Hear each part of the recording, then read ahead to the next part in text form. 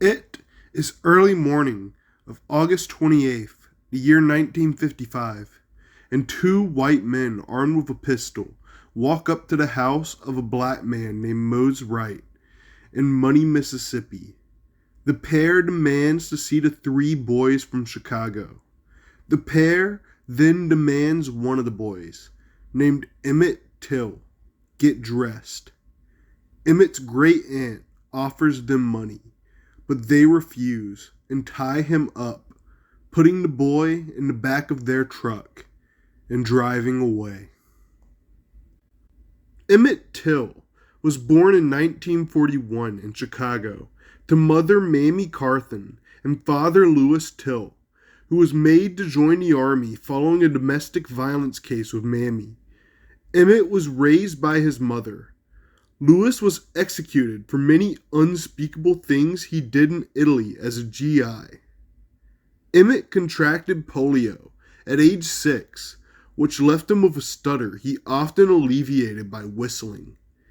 Emmett lived in South Chicago and was a happy and industrious young boy. But all this would change with a visit to family in 1955.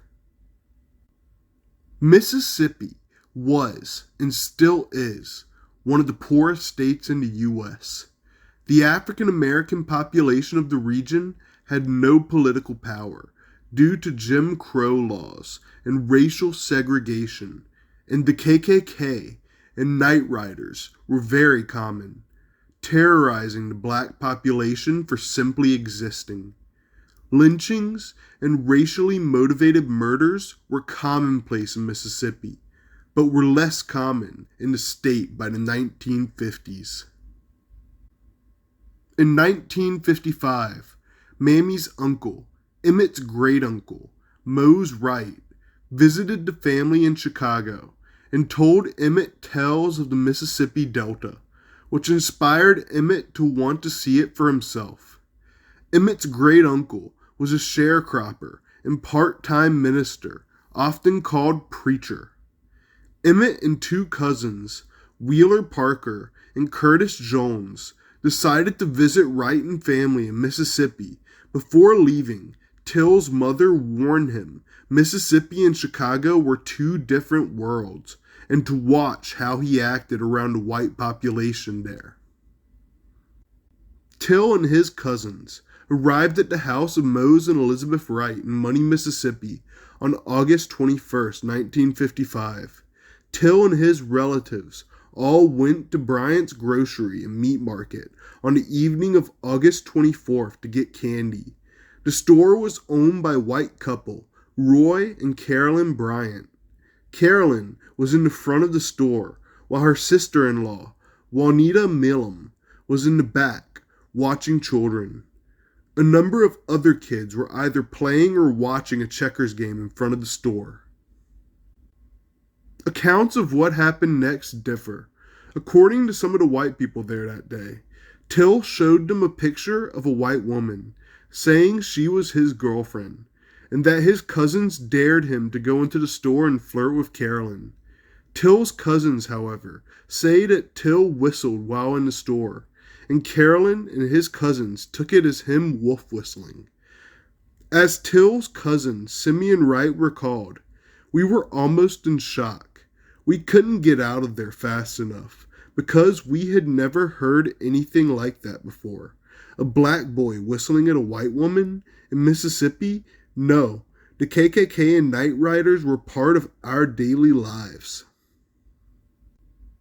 During the trial, however, Carolyn testified that Emmett grabbed her by the hand and asked her out while she was stocking candy, saying he had been with white women before.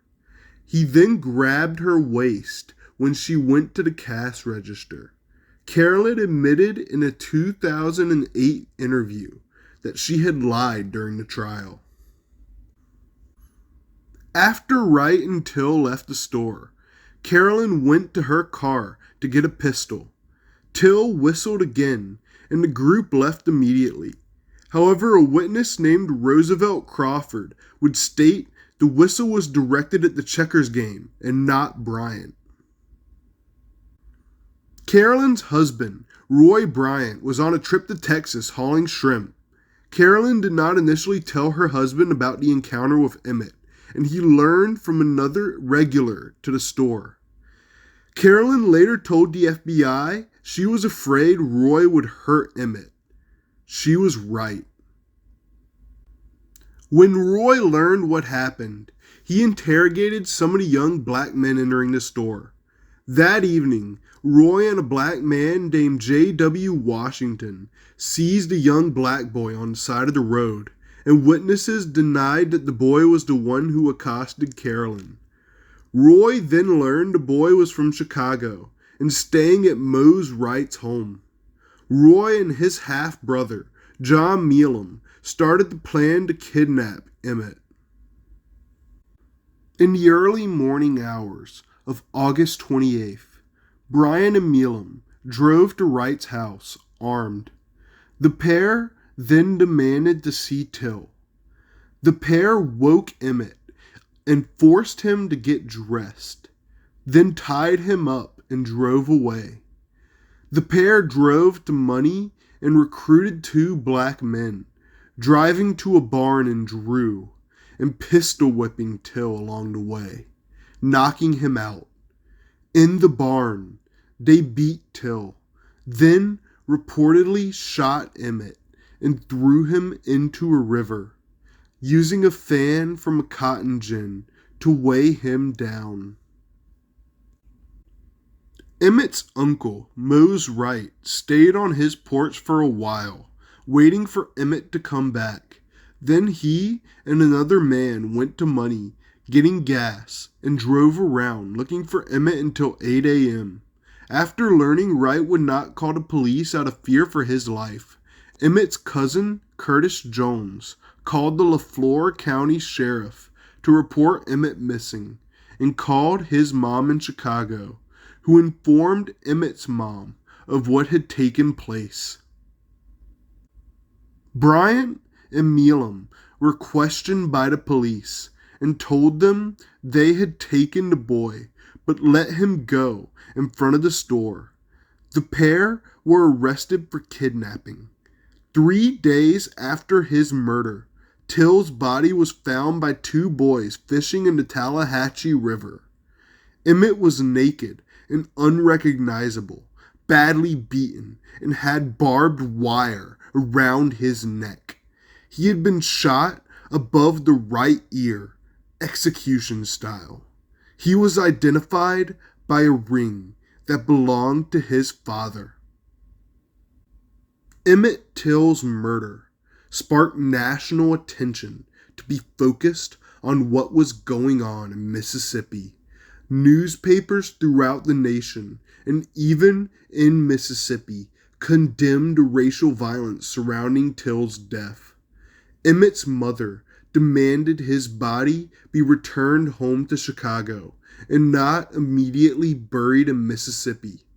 Photographs of Till's mutilated body circulated throughout the country. The trial was held in the Tallahatchie County Courthouse in Sumner because Till's body was found in that region. However, no hotels were open to black visitors. The trial was held in September of 1955 and lasted 5 days. The court was filled to capacity with 280 spectators, but black attendees and reporters had to sit in a segregated section. Racism was open in the courtroom, with even the sheriff using slurs. Jury members were drinking and even allowed to carry handguns. Wright testified for his nephew that he had seen Mealham clearly, but not Bryant, an event considered courageous, as Wright was likely the first black man in the South to testify against a white man and live to tell the tale. On September 23rd, the all-white male jury acquitted both Bryant and Mealham, probably because of racism. Later in November, a jury declined to charge the pair for kidnapping, despite the pair admitting to doing so. Till's murder increased fear among Mississippi's black community that violence could be done to them, and the law would do nothing to stop it. In an interview with Look magazine, Bryant and Milam admitted to the murder, stating neither of them believed they were guilty or did anything wrong. They were protected from double jeopardy, but after this admission, many of their friends and supporters abandoned them. African Americans boycotted the pair's businesses, which went bankrupt, and banks refused to give them loans. Roy Bryant never showed any remorse for his actions. The NAACP asked Mamie Till Bradley, Emmett's mom, to tour the country talking about her son, his death, and the acquittal of his murderers. It was one of their most successful fundraising campaigns ever. In Montgomery, Alabama, a few months later, a woman named Rosa Parks attended a rally for Till, led by an orator named Martin Luther King Jr. Soon after this rally, Rosa would take a seat on a bus, and when told to move to the segregated section and give her seat to a white passenger, she refused because, in her own words, "I thought of Emmett Till, and I just couldn't go back." Thanks for watching.